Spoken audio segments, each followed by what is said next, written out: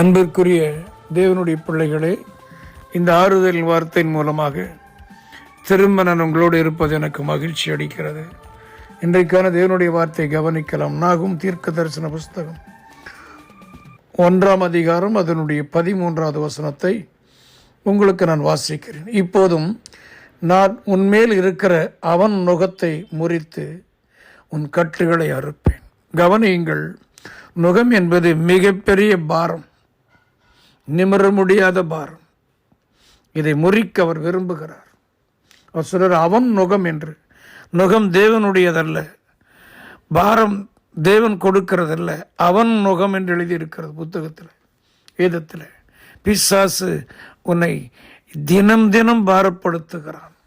நிமிரக்கூடாது இவன். அதுதான் பிசாசின் திட்டம். ஆண்டவர் திட்டம் அதில் அந்த நுகத்தை முறிக்க விரும்புகிறார். அதற்கு தான் அவன் நுகம் என்று போட்டிருக்கிறது. வேதத்தில் பல அதிகாரங்களில், புதிய ஏற்பாடுகளிலே 38 வருஷமாய் பெதஸ்தா குளத்தண்டை இருந்தவன், நிமிர முடியாதவன். 18 வருஷமாய் நிமிர முடியாத கூனி, இப்படி பல அற்புதங்கள் நடந்ததாக இருக்கிறது. அங்கே பிறவி குருடன், சப்பானி போன்றவர்கள் நுகத்தை அனுபவித்தால் சாத்தானுடைய கட்டு. அங்கே இந்த 18 வருஷம் கூனி என்பது சாத்தான் கட்டி வைத்திருந்தான் என்று போட்டிருக்கிறது. ஆகவே இப்படிப்பட்ட கட்டுகள் எவ்வளவு உழைத்தும் முன்னேற முடியவில்லை, சம்பாதித்தும் கடனை அடைக்க முடியவில்லை, புதிதாக ஏதாவது ஒன்று வாங்கலாம், முடியவில்லை. ஆனால் வாக்கு கொடுக்கிறார் ஆண்டவர், இப்போதும் உன்மேல் இருக்கிற அவன் நுகத்தை முறித்து உன் கட்டுகளை அறுப்பேன். கட்டுகள் என்பது சாபம், மந்திர சூர்ணிய கட்டுகளால் கட்டப்பட்டிருக்கிற நிலைமை.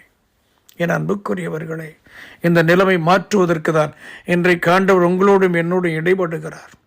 மந்திர சூன்ய கட்டுகளினால் ஐயோ சாவதுதான் நலம் என்று விரும்பி ஒருவேளை உங்கள் மனது அப்படி ஒடிந்து போயிருக்குமானாலும் இந்த கட்டுகளை அறுத்து போட்டு உங்களை இந்த புதிய ஆண்டில் ஆசீர்வதித்து மிகப்பெரிய செல்வந்தர்களாய் மாற்ற அவர் விரும்புகிறார்.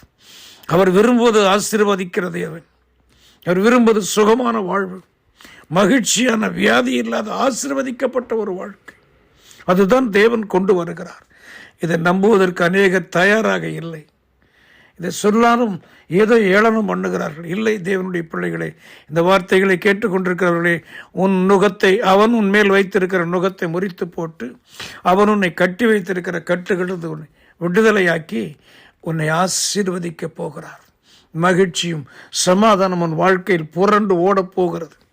சாபமில்லாத ஒரு வாழ்க்கையை ஆண்டவர் கொடுக்கும்படி தம்முடைய சிலுவையில் தன்னை சாபமாக்கி கொண்டார். அவரை நம்புங்கள், மெய் வாழ்வை அனுபவியுங்கள். கர்த்தர் உங்களை ஆசீர்வதிப்பார்.